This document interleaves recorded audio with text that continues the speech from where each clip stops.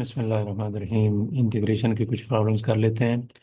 यही फार्मूला जो अभी हमने देखा था, इसी को एक्सटेंड करते हैं कि अगर आपके पास एक्स पावर इन एन हो और इसका इंटीग्रल लेना हो with respect to d x, यानी पावर के इन साइड अगर आपके पास जो भी चीज़ है उसका डेरिवेटिव साथ में मौजूद हो, तो आप क्या करते हैं कि पावर में एक ऐड करते हैं और जो आंसर आता है उससे डिवाइड कर लेते हैं। ये उस सूरत में है कि जब ये पावर जो है ये -1 के इक्वल ना हो। अब इसको हम ट्रिग्नोमेट्रिक रेशियोज के ऊपर एक्सटेंड करके देखते हैं कि वहाँ भी ये एप्लीकेबल है। फॉर एग्जांपल हम इस तरह का इंटीग्रल ले लेते हैं जिसमें ये sine theta cos theta d theta दिया हुआ है आपको। साइन थीटा के ऊपर कोई पावर नहीं है, तो इट मीन्स इसकी पावर 1 है। और पावर के इनसाइड जो भी टर्म है यानी साइन थीटा, इसका चूंकि डेरिवेटिव साथ में मौजूद है यानी कास थीटा, तो आप क्या करेंगे कि पावर में एक ऐड करेंगे और आंसर से डिवाइड कर देंगे, plus c which is a constant of integration. एक और एग्जांपल देखें।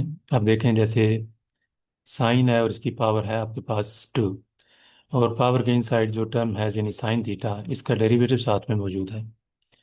तो फिर आप इसका इंटीग्रल लेने के लिए क्या करेंगे, इसकी पावर में जस्ट एक ऐड करेंगे, यानी इसकी पावर हो जाएगी 3 और जो आंसर आएगा उससे डिवाइड कर देंगे, plus c a constant of integration.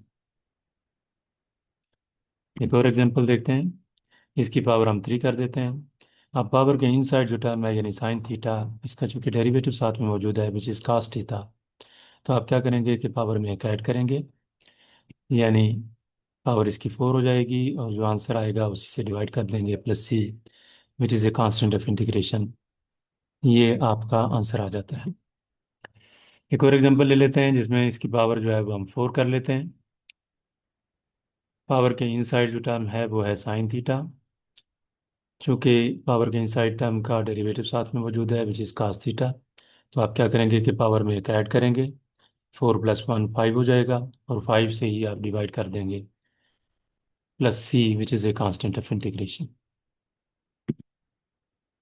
फिर एक और एग्जांपल ले लेते हैं जिसमें हम साइन की पावर 5 कर देते हैं into cos theta d theta.